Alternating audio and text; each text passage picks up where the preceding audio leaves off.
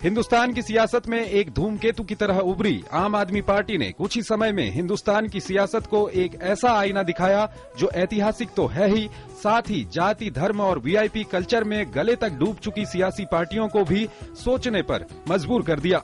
लेकिन अब जबकि दिल्ली में आम आदमी पार्टी की सरकार बन चुकी है और एक राजनीतिक आंदोलन को हकीकत और प्रशासनिक जमीन में काम करने का मौका मिल चुका है, तो ये देखना जरूरी है कि लीक से हटकर जनता की भावनाओं को उद्वेलित कर जब बहुमत मिलता है तो सरकारें कैसे काम करती हैं।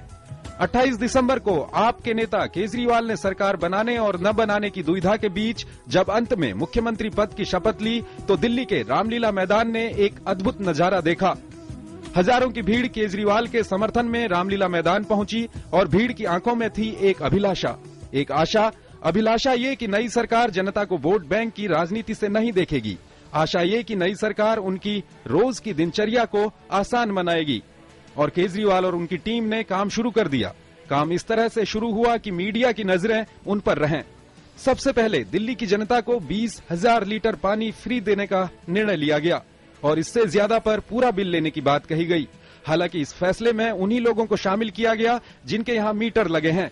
ऐसे में आलोचनाओं का दौर भी शुरू हुआ और कहा गया कि इससे दिल्ली की गरीब जनता को कोई फायदा नहीं होगा, क्योंकि अधिकतर लोगों के घर पर मीटर नहीं है या पूरी सोसाइटी में एक ही मीटर है और परिवारों को देखा जाए तो 20,000 लीटर की सीमा भी कम है। दूसरा निर्णय लिया गया कि बिजली के दाम 50% घटाए जाएंगे, जिसके लिए सब्सिडी दी गई, यानी कि जनता के पैसे से ही उन्हें तात्कालिक आराम दिया गया। बिजली कंपनियों का सीएजी से ऑडिट कराने का भी फैसला हुआ, लेकिन मामला अभी अदालत में है। तीसरा निर्णय लिया गया कि फरवरी में रामलीला मैदान में लोकायुक्त बिल पास कराया जाएगा। इसके अलावा महिला कमांडो फोर्स और संविदा कर्मियों को नियमित करने के समर्थन में भी हर रोज सरकार की तरफ से बयान आ रहे हैं। लेकिन इन फैसलों के समर्थन और आलोचना के बीच केजरीवाल और उनकी टीम हर रोज किन्हीं कारणों से सुर्खियों में रहती है, जैसे प्रशांत भूषण का कश्मीर में जनमत संग्रह कराने का बयान, कुमार विश्वास का केरल की नर्सों और धर्म विशेष पर दिए गए बयान, और सबसे ज्यादा सुर्खियों में रहे केजरीवाल के कानून मंत्री सोमनाथ भारती, जिन्होंने मंत्री बनते ही जजों की मीटिंग बुलाने की अव्यवहारिक बात कही। उसके बाद वो दिल्ली पुलिस से भिड़े। कुछ अफ्रीकी महिलाओं ने उन पर गलत बर्ताव का आरोप लगाया और ये सब कुछ होता रहा मीडिया के कैमरों के सामने, जैसे कि राजनीति का कोई रियलिटी शो चल रहा हो। और इस सब का नतीजा ये हुआ कि मुख्यमंत्री अरविंद केजरीवाल कुछ पुलिस वालों को हटाने को लेकर दिल्ली में रेल भवन के पास धरने पर बैठ गए। सारा देश देख रहा था केजरीवाल के साहस और जुझारूपन को, साथ ही उनके समर्थकों की अराजकता को। गणतंत्र दिवस की तैयारियां चल रही थीं और केजरीवाल गणतंत्र को धता बताकर एक संवैधानिक पद पर होकर भी संविधान की धज्जियां उड़ाने में लग गए। लेकिन आंदोलन और अराजकता पर एक बहस भी शुरू हो गई। खैर, ये धरना भी खत्म हुआ और आपको काफी आलोचनाओं का सामना करना पड़ा। वहीं बिन्नी और कुछ आप के नेताओं ने केजरीवाल का विरोध शुरू कर दिया, यहां तक कि केजरीवाल को तानाशाह तक कह डाला। इसके बाद बिन्नी धरने पर बैठ गए और बिन्नी को पार्टी से निकाल दिया गया।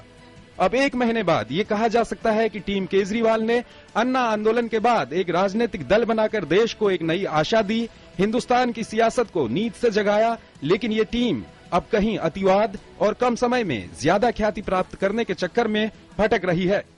ऐसे में एक सवाल यहाँ पर जरूर खड़ा हो जाता है कि क्या दिल्ली में कुछ मुट्ठी भर लोग बैठकर देश की सियासत को समझ और बदल सकते हैं?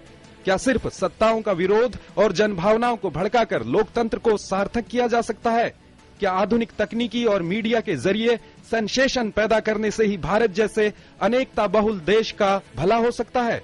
हालांकि अब तक की सियासत को देखें तो किसी भी सरकार के आकलन के लिए 1 महीने का समय कम होता है, लेकिन जब आप कुछ नया प्रयोग करते हो तो उसके परीक्षण की जरूरत तो पड़ती ही है।